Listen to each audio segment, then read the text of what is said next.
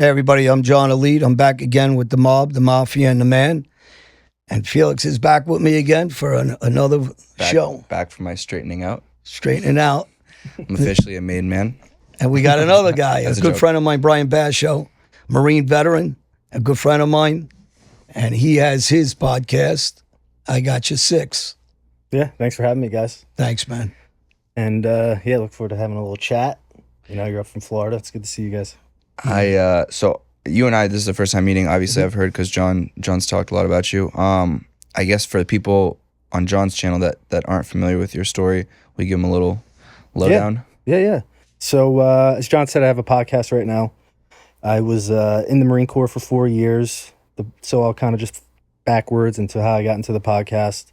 I was in the Marines, did 4 years, 2 deployments, Afghanistan, infantry guy, 0311. From 2008 to 2012. And then got out, did the little transition. And it was a little rough, kind of battled some demons and, just like John talks about too, some PTSD stuff. And yeah, just from there, I just kind of started a podcast 2 years ago now. And just kind of talking about me. What am I doing now? Talking to other people, kind of hearing their stories and just kind of living in the now instead of the past, because, a lot of veteran podcasts are more like, oh, what I did 10 years ago, man. And it's like, it don't matter anymore, so. Yeah, so that's pretty much where I'm up now in the show I'm doing. And that's kind of how I met John. So how'd you guys get introduced? Man, how many years ago? I mean, it's... That was during the pandemic, because it was right when Netflix Fear City came out. Yeah, we did. I did your podcast a couple of times, and then I did with you, JD, and Uncle Steve on, what was the name of that podcast we did? Soft Bad Monkey. You guys Soft did, Bad Monkey. You did up there. And we did that one probably September 2 years ago. Yeah, that's been a while, yeah. Yeah, we recorded that. That's a funny story. I thought John was gonna straighten me out because I showed up a little late from the little party the night before. I know John's been straightening out everybody. His retirement is just him straightening out a bunch of guys. I'm kidding. Listen, kidding FBI. He tells me, this is funny story. It's funny when we go up there, right? So I'm up in the Bronx, and they tell me, oh, it's a cool spot, just park, and they tell me where to park, right? So I just had a hip replacement. This has to be the highest hill I ever seen. I did the same thing first time up there, yeah. And Uncle Steve's on the top, and I'm yelling up. He goes, do you need help getting up the hill? I'm like, if I don't make up the hill, I'm going to roll back down. It was so steep. I thought I was in Pittsburgh because those high hills. A funny story, when I went to that studio the first time I met up with those guys, Soft Bad Monkey, shout out to Steve and JD, it was downpouring. I took the train in from Jersey City, and I didn't know where I was going. I was making lefts and rights, and it's in Washington Heights. Yeah.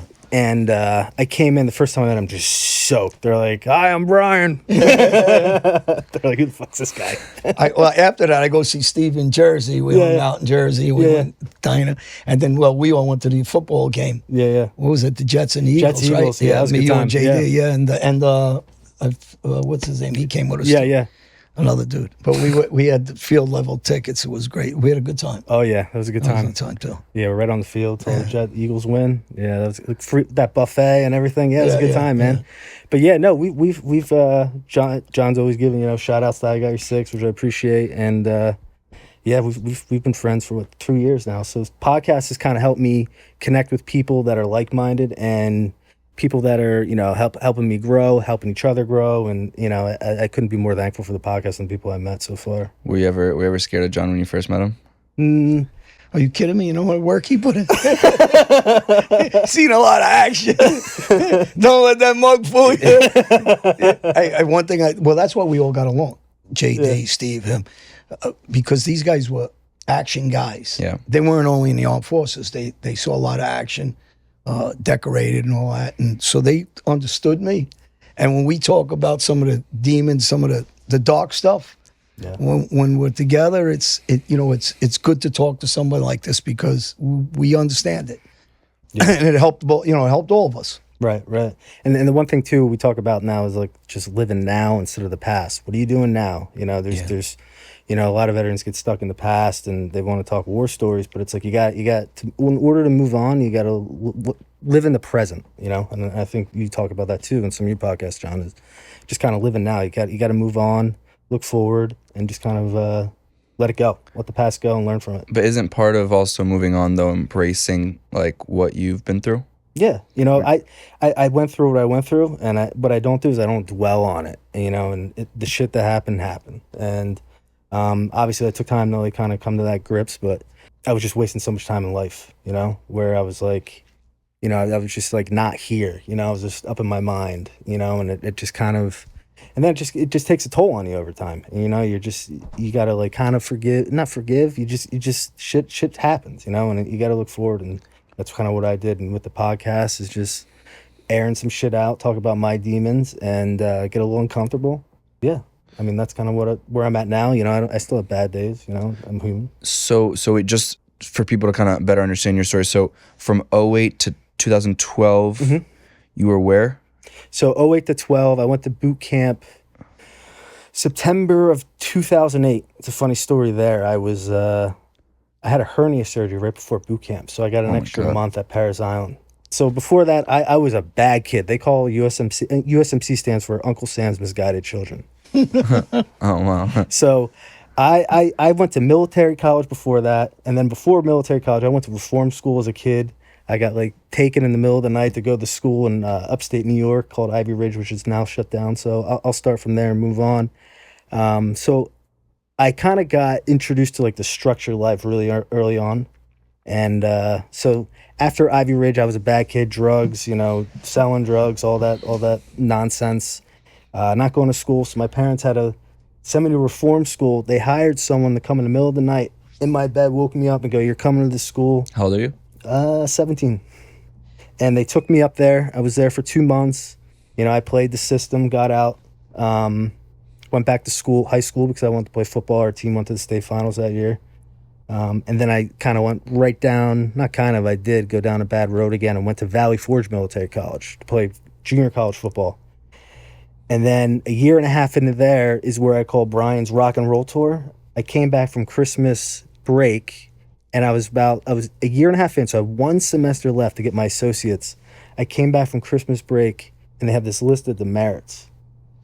I come in, guess who's at the top? Brian Basho, like hundreds. Like I wasn't even gonna leave campus. Right. And I look at it, I go, fuck this. Called up Mom, I go, I'm out of here. Got in my Nissan Altima, went to all my buddies' colleges, stayed on couches, couch surfed, lived a little college life. Came back home, and I was like, what am I doing? And that's when I enlisted. I walked in the Marine Corps recruiting station and was like, "Hey, I want to be infantry, only infantry." I'm like, all right. This is 2008 summer. And then right before I went to Parris Island, I found out I had a hernia surgery. So I got that done, and they were trying to rush me out. I went September. Got down there, I was out of shape. That was a wake-up call for me, man. I remember I got off the plane. You're down there, and the drill instructors picked you up at Savannah Airport. I'm sitting there, I got my phone out. This dude comes charging over. As soon as we got out of the tunnel, "Get over here, motherfucker!" And he takes my phone, just throws it right in the trash. And I was like, "Oh shit!" And it's from that day on, man. That was probably the best thing that happened is the Marine Corps.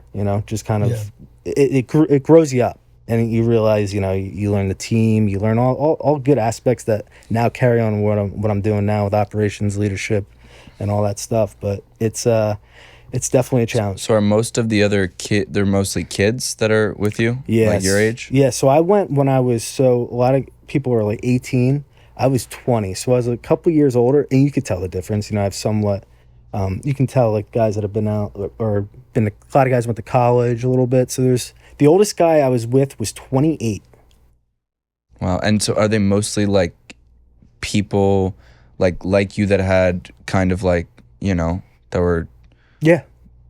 trying to figure their way out? Like what kind of people are there? There's a lot of parallels, even now in the podcast, how a lot of, like I said to Uncle Sam's Misguided Children, a lot of people that went in the Marine Corps have similar childhoods where they were, bad kids, and they just kind of were looking for something. Not everybody, but majority I found were people with like, they were going there because they wanted to get college. So they wanted, they didn't have family, so they went and found family in the Marine Corps.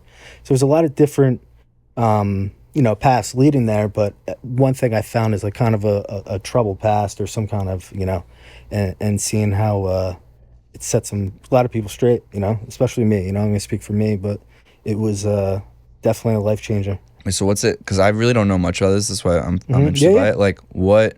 Because you always see like these movies and stuff. You have Yeah. no idea like what how is the life like the boot camp different than what they might portray on some of these movies. It's everything is movies is the movies. I mean, you probably see the Mafia movies and whatnot, but they scream at you. I was there for, like I said, 17 weeks. It's usually 13 weeks. You go through different phases. I don't remember, like I talk about this. I don't really remember much from boot camp. It's weird. I do, but I don't. It's the highlights are like more like afterwards. Like after boot camp, I went to School of Infantry, which is like the MOS. It's your military occupation special, and I was 0311 rifleman. That's what it stands for. You get like the code. I went to School of Infantry, and I thought that sucked because people don't realize in North Carolina in February it's cold. And these all my instructors were the assault dogs coming back from Iraq. So Right. I was like the Afghan era. Right after Iraq, and that was more brutal, I think, than the hikes and the more you're learning the weapon systems and all that, and then I would say boot camp. I was there a longer time, but it was I think School of Infantry was probably at that time a little harder than boot camp. So like what's the day-to-day look like?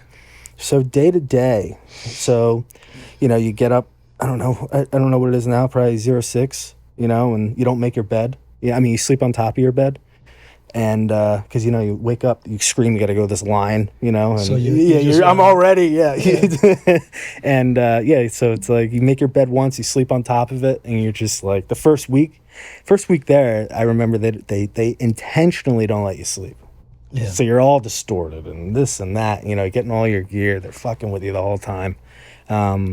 It's pretty hysterical when I look back on it, but it's a system and process that they've kept for years. I don't know what it is now. I hear things, but it's Marine Corps is very traditional. We went to classes during the day. Marine Corps is big on history and knowing. They teach you the history of the Marine Corps, the values, and they drill that in your head. You sit in the classroom and a couple of guys would be dozing off, and then the drill instructor would come running by because it's supposed to be quiet time and you're getting instructor teaching you in this like auditorium. A couple of guys, they fall asleep because they're so tired. You can see all of a sudden you look across, see a drill instructor dragging them out, and then all of a sudden they come back in, they're covered. We call them a sugar cookie, Right. Because they would sweat, and then all the sand, they take them to the sand pit, they come back all sweat because they just had, do burpees, do this, and So day to day, it was like PT, get some learning in, and then there's different phases throughout. Like later, I don't know, phase 2 or phase 3, I don't know what it is now. I can't remember, but it's like rifle week where you learn how to shoot a rifle, and then after that is like it's more like getting ready at the end, the uniforms, teaching all that stuff. So it's a lot of different phases, but I can't really remember, to be honest with you. That's crazy. But and then the last thing before you get your Eagle, Globe, and Anchor as a Marine is you go through the Crucible. It's like a 4-day thing. You like barely sleep, and then it's like maybe 9 mile hike back after you don't sleep, and then you get your Eagle, Globe, and Anchor at the Iwo Jima monument at Parris Island, and your drill instructor gives it to you. That's like you're a Marine now. So it's like a lot of tradition. They teach you the tradition. That'd be a proud moment when they give you that and say, Oh you're a yeah, Marine. yeah. That's where it's like, holy shit. Especially too when I was like, I had to stay here another month. That meant I was like, all right, now I'm part of something. Right. It was a cool. And then from there on, you're like, I'm a fucking Marine. Yeah. And man. Do they give you like any time off? So I had 2 weeks off, in between, and they give you like recruiting assistance. Like I went and helped my recruiter out, but he was like, just go chill. So I had 2 weeks off. Then I flew back down to North Carolina to School of Infantry. And then after School of Infantry, I went to my infantry unit, 1st Battalion, 2nd Marines in Camp Lejeune, and did a work up there. And then we went to Afghanistan, part of the surge with Obama in 2010 to Musa Kala, Helmand Province. So I was there. Then you do 7 months. And then I got back, and we got back, we had a formation. They're like, oh, there's this unit, 1st Battalion, 6th Marines that's getting ready to deploy. And my unit at that time wasn't going back. And they're looking for volunteers. I was like, all right. So I was like, a couple of us went over back. July so we got there October. I went back in July, and I was a team leader there. We went to Sangin, and then got home in February of 2012, and then the Marine Corps at that time was downgrading. So I was like, I can't wait to get out of here. I did 2 deployments. I wasn't going to re-enlist. I thought about it. And I was like, you know what? I'm done. I'm going to go enjoy life. So I got out. I was 24. So I got out June of 2012. And, I was down the shore. And then there's slowly, over time, I went and hiked the Appalachian Trail. So I was busy. And then I went to Monmouth University. And it was like, you know what I mean? Why? And it hit you? Hit me because that's when I was in like a college university where I was like, all right, I went in the classroom. I just felt off, like I don't know what it was. And then I was like, I was just more by myself. I didn't try to connect to anybody at that time because I kind of had that veteran thing where I'm better than you kind of, just naturally, I started drinking a lot more. And then you almost get a separation anxiety because think about it. You're with your boys in the barracks, you're partying, you're in the field. They're everywhere. You're with each other 24/7. And then I got home. And then after the Appalachian Trail, I was like, oh, what do I do now? Like, and there's nothing wrong with me. I don't want to be weak, And it's like, and then it just builds up over time. Well, let me ask you something. Let me go back for a second. Everybody asks me every time they talk, right? They talk to me about my violence. Like the first time. Do you remember the first time? Oh yeah. When you were going to step into that, and you okay? So it was so we were doing QRF for a Charlie company. So what's QRF? Quick Reaction Force. So Charlie company was taking. We just got there. I think it was a couple weeks in, maybe first week. It was first week. I think. I don't know. Timelines are all as you get old. But they helo picked us up to drop us off on the side of a mountain because Charlie was take some casualties. Charlie company. I was in Bravo, and it was the first time I was like. And I'd say this all the time. I had dysentery. So right before that, I'm throwing up. And when you get to Afghanistan, everyone gets sick. Right. And it hit me then. And I'm like, oh. Wait, why is that? And why is that? Because the bacteria you're not used to. And it's like all this different, just everything so stress, different. Nerves, everything. Yeah. As soon as you leave the wire, when you first get there, your asshole's like, you're like, that's an IED. That's it. You're just like, and then, you're just very, you can't prepare. You can't prepare for it. There is nothing to prepare for what you're going to face in violence and death. You try to do everything. Watch the movies. You do everything, and you can't until you experience it.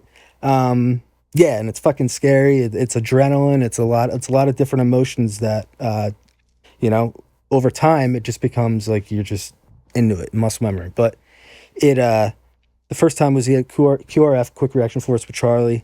We got dropped off to the side of the mountain, and it was like we were just sitting there. We're on the side of the mountain. I have a couple pictures of it, and we're sitting there, and all of a sudden we hear fucking rocket. We're like, oh shit! And it's like this, that, and then there was just the gunfire and all that stuff. But it was like, I tell you this all the time.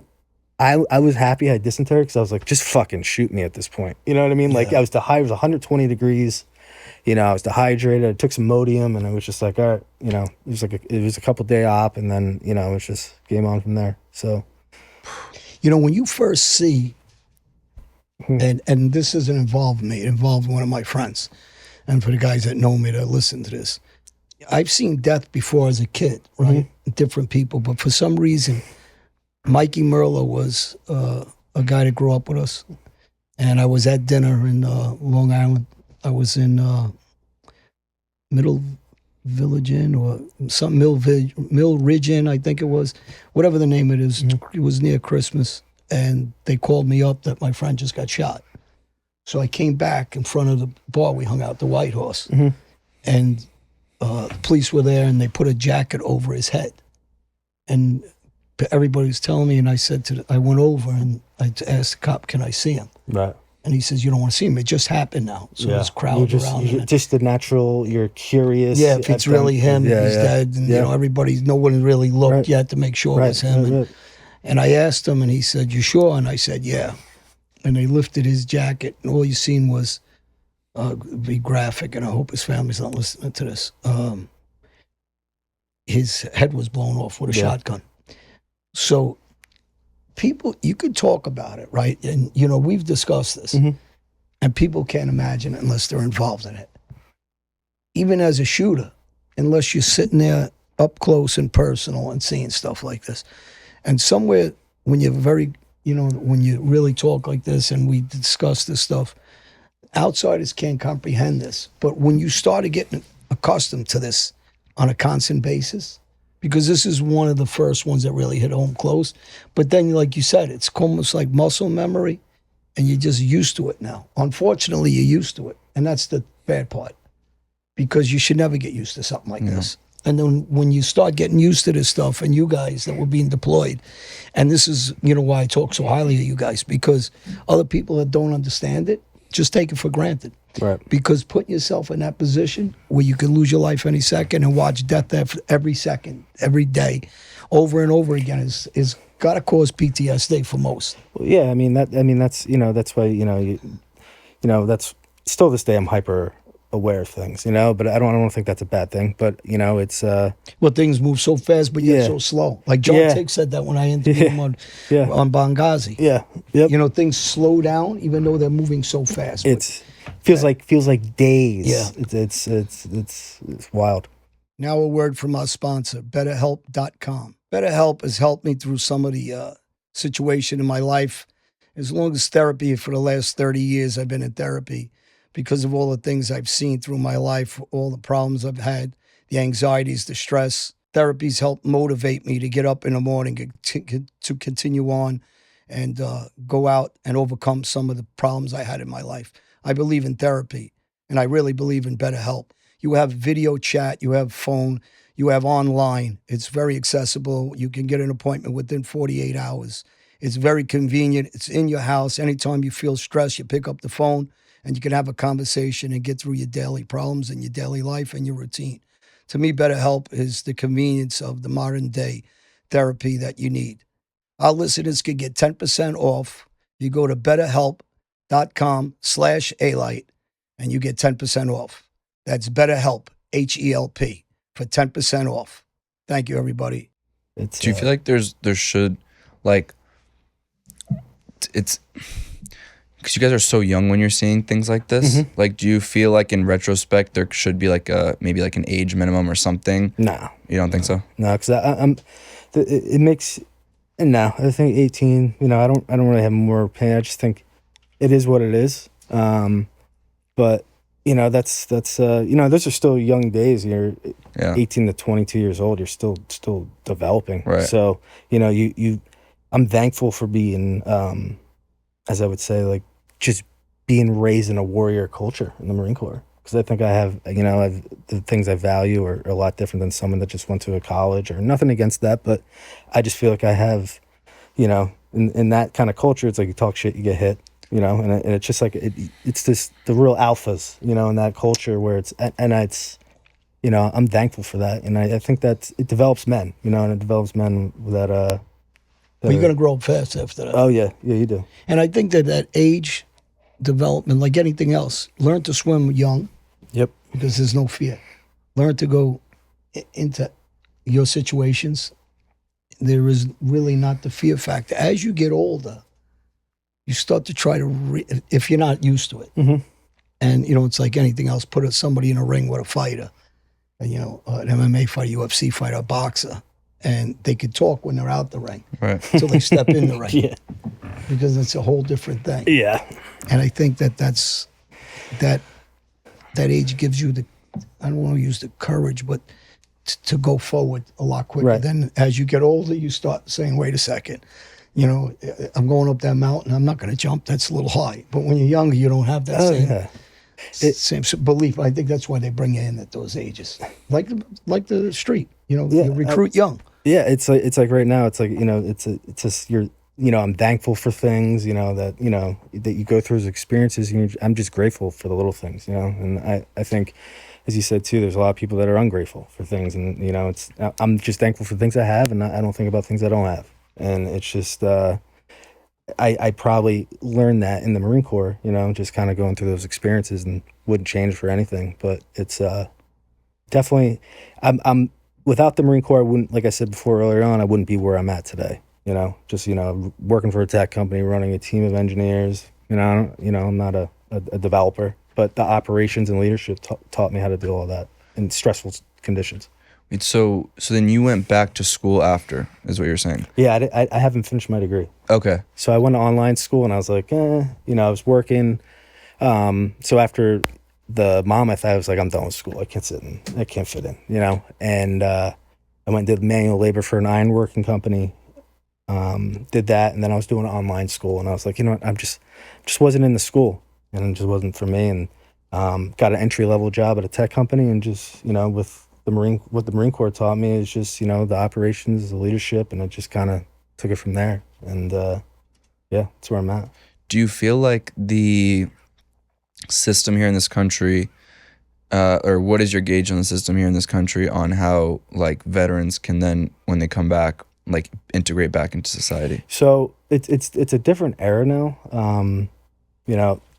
Before me was the Iraq guys, so we had kind of them to lean on, and the Iraq guys didn't have anything. A lot of the stuff in the Afghan war, like my generation was like learning from like guys like JD and all those guys that were the first ones going to combat, like in that the invasion in a while.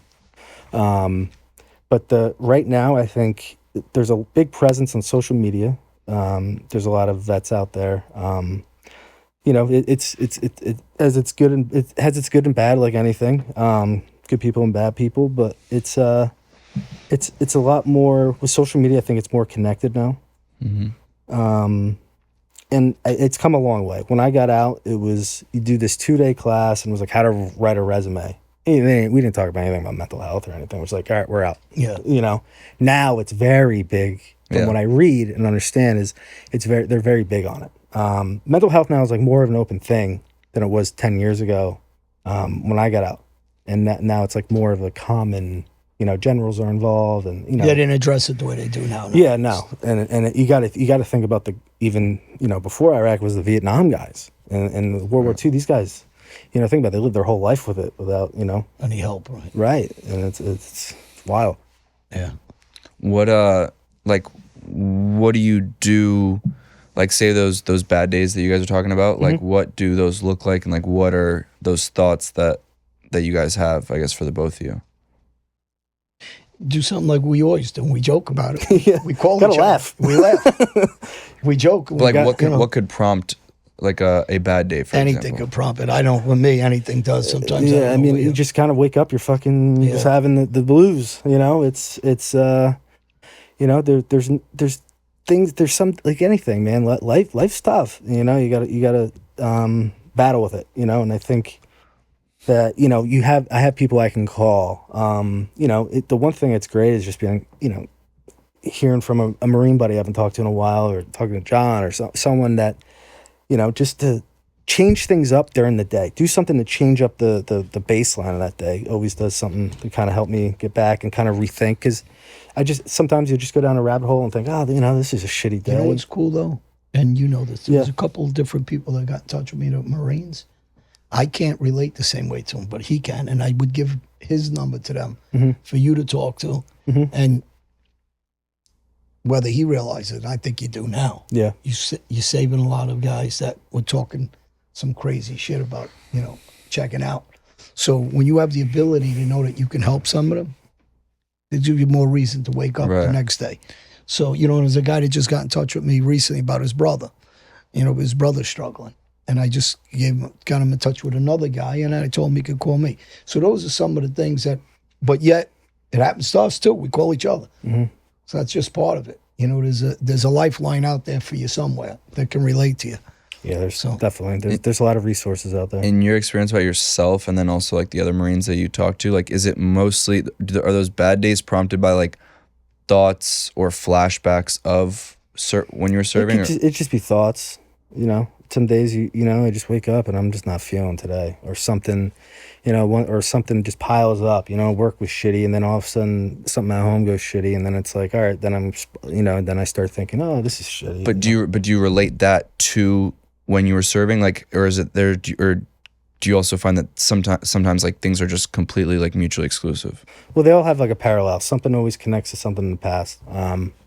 But it's depression. You have your days where you think about stuff back in the day, but it's not like flashbacks where I'm like, jumping on the ground and rolling around. But it's just you kind of think about, anniversaries or stuff like that. And, you think about that person, you kind of, think about some memories and, some things will, sometimes smell. The smells will remind you some things. And, but, you try to focus, and I go to therapy, is just focus on the good, the good you had with those guys, and thankful that you're here and they want you to live a good life. And, and that's our service to them to do that. So it's, so things in that nature, but it's, I'm thinking about flashbacks for your birthday. Was it 2 or 3 years ago when we were? Oh, jeez. We were, and then we end up with your hammered. stepdad and drinking and singing, and we got hammered. We went everywhere. I was hungover for 5 days. Oh my God. His dog went to the bathroom in the house. Oh, yeah, not his house, his mom's house. And I said, I'm investigating. It might not be the dog. She doesn't know this. Remember, I pulled the bed over so left it down. But yeah, that was a good. We recorded a podcast today, but we drank. Oh yeah, we drank that too podcast. Much. We were speaking Chinese. I saw it. I go, I can't release this. I don't even know what we're saying. We thought we were good that day. Cheers and I was like, this is terrible. that's hilarious. Yeah. Like we're all. We were on a roll. We were going for like 16 hours. Yeah. Maybe longer than that. Yeah. John called me on Monday, and I'm like, I'm in bed. It's like 5 o'clock. Yeah. I lost a day or two there. Yeah. When every time I drink whiskey, that's a flashback right there. Oh my God. What was the name of that bottle? I have it in my cabinet because we drank it all, and I said, "Oh, this is a good bottle." It's Redemption. Redemption. That was it. It was a whiskey. I'm good on Redemption. I'm good on Redemption. We kept drinking Redemption. Yeah, finish the bottle. We finished that bottle and some. That was just one bottle. We had martinis. We had everything. Yeah, we went and had. We had a couple bottles of martinis and then beer and. I woke up. I'm like, how am I at my mom's right now? Yeah. Yeah. This is that was a party. Yeah, we definitely get. I was on the way over here. I'm like, yeah, you want to get some whiskey? And I know he's probably like, hell no. I got one more meeting. Yeah, I said, no, that'll stop. It won't stop. Yeah. What I'm curious of your opinion on it too is like, what do you think this country does really well with its veterans after they're like done serving, and then maybe like ways that they could improve? So what I know is when I was in, so I only speak of that. One thing that would be good is when you get out, what would help is finding a tribe, and it kind of helps me now, is you got to find, it's not every veteran you're going to connect with every veteran. It's finding those people that you connect with, that you can share, like the Uncle Steve's, the JD's, John, and you just got to connect with people. And I say this too, it's like, not every veteran you're going to like, as a veteran. It's just like people, you're just not going to click with some people. And you got to find that tribe, and you can't sit back and, wait for it to happen. I found it through the podcast and getting out there and getting a little uncomfortable and talking, and it's, you get what you give. I put out, stuff that I was going through, and I got back, good people and good connections, and I'm able to talk about shit. And that's how I look at it. Is the tribe is, and mentorships. Mentors are good when you get out, because it's a total transition of lifestyles. And if you have that mentor, if I know someone that's going on, but yeah, this is kind of what I went through, and that's what I do with the podcast, is so people can hear it, and what I went through. Maybe someone goes and be like, oh, I went through that same shit, and then maybe it could stop them from doing some stupid shit that I did.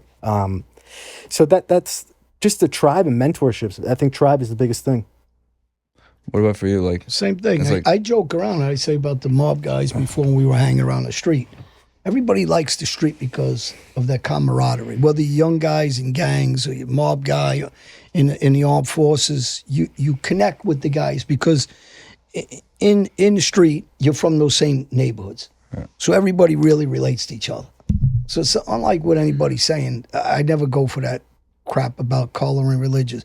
If you're from that same hood, you can relate to them. So you're going to get along with them. You're going to laugh with them. You're going to have the same kind of humor, same thing. So you need to find that bowling team that ain't a bowling team. I use bowling team as as a metaphor. You weren't part of bowling teams. Yeah, I mean, you got to get those group of guys that you can connect with without the shit that comes with it. Well, I think what's also interesting with like the mob guys is like it's a difficult. it's a difficult integration back into society too when you're trying to like stay away from it, you know? Because like I think this is what I think the government doesn't do a great job of specifically with you guys. Well, probably like all criminals, but specifically with the mob ones is they take everything from you, and then when they release you back into society, they say like, you know, kind of like, okay, go and be normal. But it's like That's like the military. Exactly. It's like exactly. It's like these are they're very extraordinary people. Right. And so like, how do you expect people that are not ordinary to then have an ordinary life and not get in trouble or not whatever, you know? I'm speaking about the mob guys. Well, again, like he said, you got to find that group of guys. Like here's an example. There's veterans out there that he knows that he's not going to relate to because they didn't do the same or see the same things he did. And the same with me, with different street guys and mob guys. I don't have the same respect for a lot of them because they give that belief to these young kids that they're out there doing that, and they didn't. And they just play that image off, and those are the guys I can't relate to.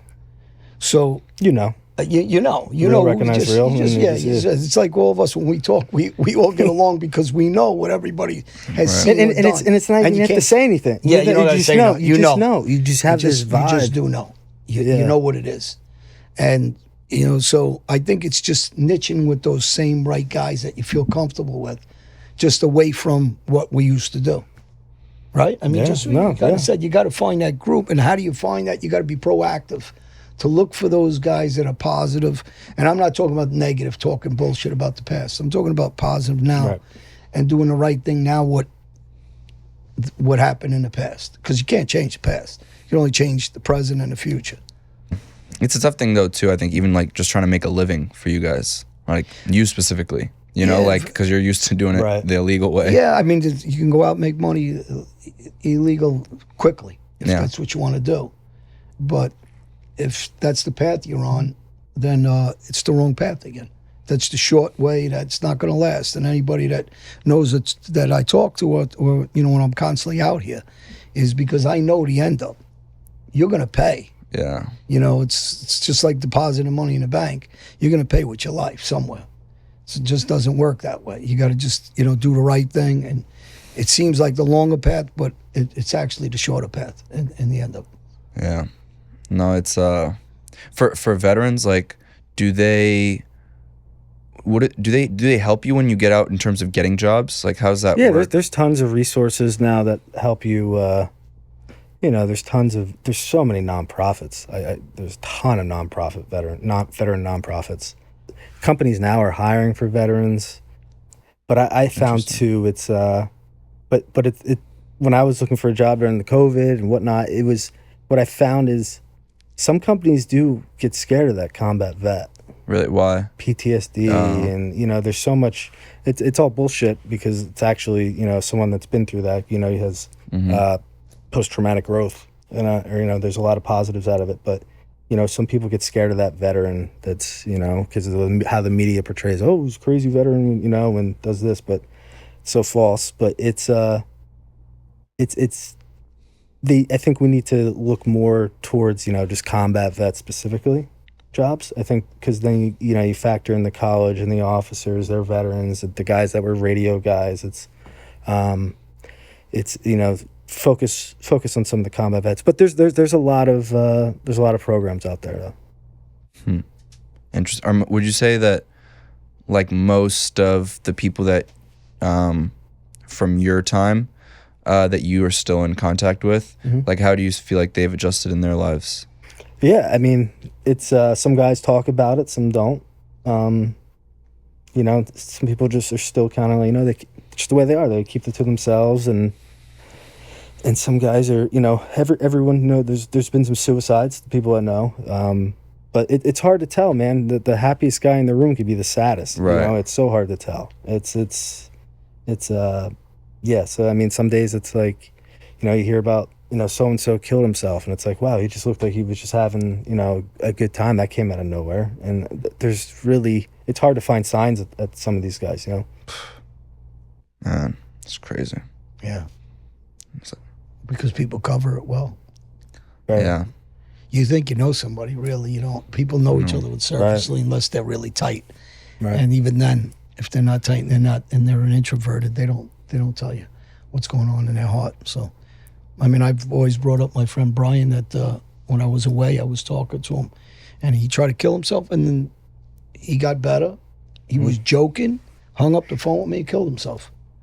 And I would have never thought you have that conversation when I thought he was good. It's wild. Yeah. So you just never know. And that'll dig on your conscience, because what you're doing is they're passing on all their pain to everybody else, you know? Hey, where's our baseball bats to get off this? Are they up there? There they are.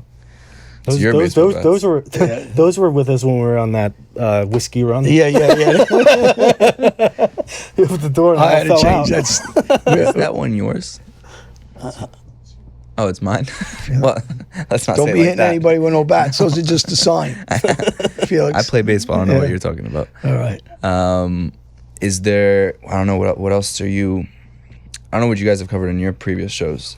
So I don't want to sound repetitive. No, Just staying positive Just, and just stay with joking it. around and talking about just positive energy and doing the right thing with your life. And if anybody that's out there, whether by the way, I got your shirt on. Yeah. Anybody take that look?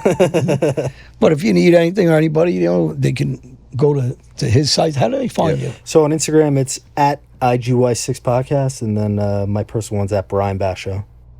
And everybody knows where to find us, right? JohnAlite.com on my website. Bats are there, books are there, mugs are there, Felix is there, and my Instagram, True John Alite. So everybody knows how to find us. Stay positive. If anybody needs anything, they know that you write us on Instagram or websites, and we get back in touch for sure. And the message is always the same: stay in the right path. Life's not easy.